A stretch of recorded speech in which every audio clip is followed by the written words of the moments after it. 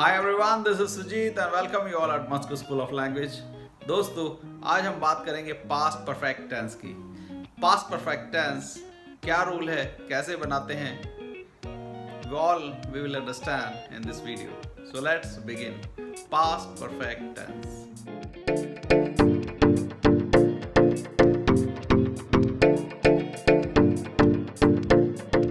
हिंदी वाक्यों के अंत में चुका था, चुकी थी, चुके थे, लिया था, दिया था, इस तरीके के सब आते हैं। फॉर एग्जाम्पल, मैंने खाना खा लिया था, मैंने पानी पी लिया था, मैं काम कर चुका था। So all this sentences are comes in past perfect tense category. क्या रूल है, कैसे बनाते हैं, let us understand one by one. Simple sentence से स्टार्ट करते हैं। Simple sentence. In simple sentence, वह खाना खा चुका था। He had eaten the food. Simple sentence में सबसे पहले सब्जेक्ट आता है, फिर had आता है और उसके बाद वर्ब की थर्ड फॉर्म आती है और फिर ऑब्जेक्ट आता है। वन मोर एग्जांपल से अंडरस्टैंड करते हैं। वह पानी पी चुका था। He had drunk the water. मैंने ये वीडियो बना ली थी। I had made this video. मैं फुटबॉल खेल चुका था। I had played football. तो आपने देखा सब्जेक्ट had वर्ब की थर्ड फॉर्म एंड ऑब्जेक्ट से ये सेंटेंस बनता है। अब हम जानते हैं नेगेटिव सेंटेंस। नेगेटिव सेंटेंस में had के बाद नॉट आ जाता है और वर्ब की थर्ड फॉर्म एंड ऑब्जेक्ट आता है।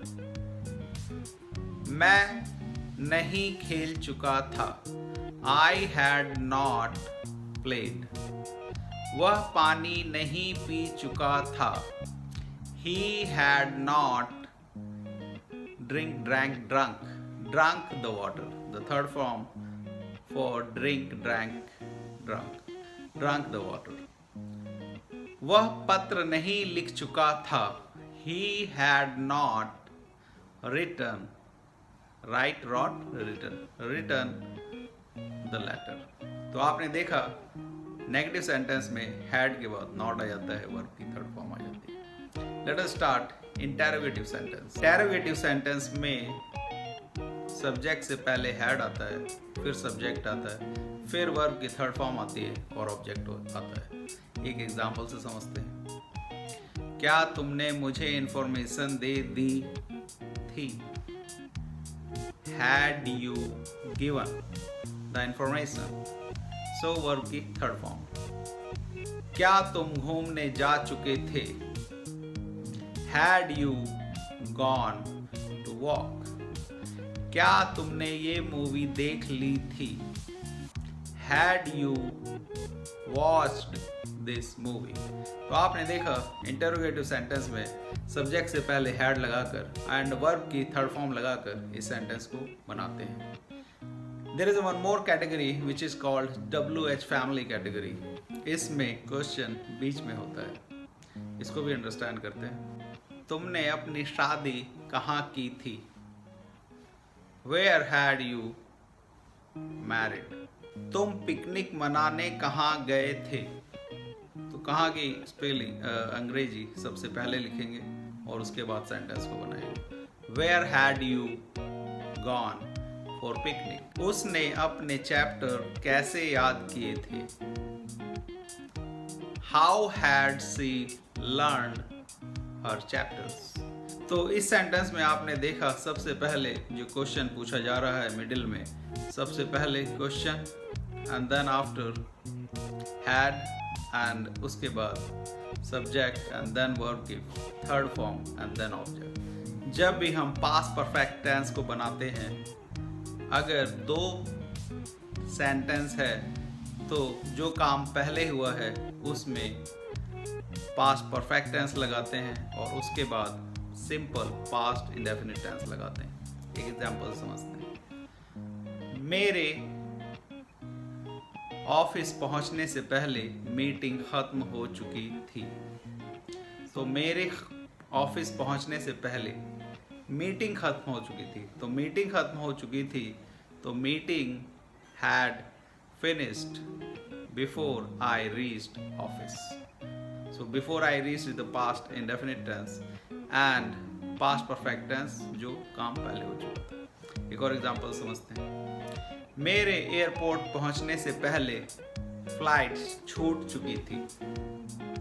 तो flight had left before I reached the airport. So I hope आपको ये क्लैरिटी आ रही होगी इस वीडियो से कि कहाँ पर पास्ट परफेक्ट टेंस का यूज़ करते हैं और कहाँ पर पास्ट इंडेफिनिट टेंस का यूज़ करते हैं। मिक्स करके सेंटेंस को समझते हैं। वह अपना पास्ट याद कर चुका था।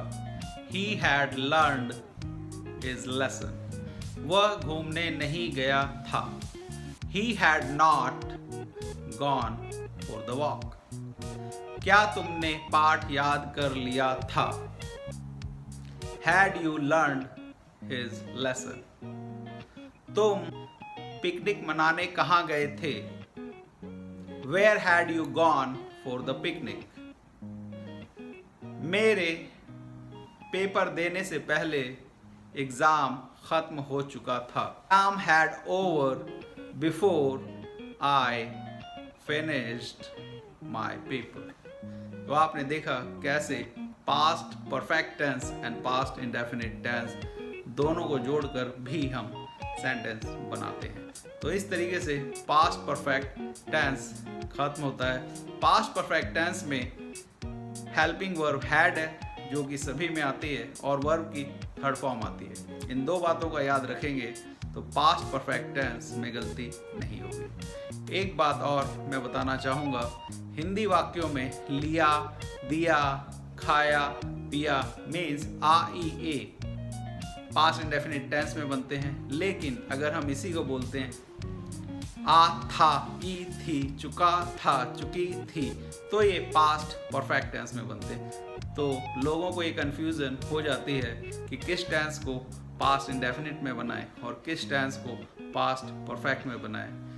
Only difference between past indefinite tense and past perfect tense is उसमें आ ई ए आता है और इसमें आ था, ई थी, ए थे आता है।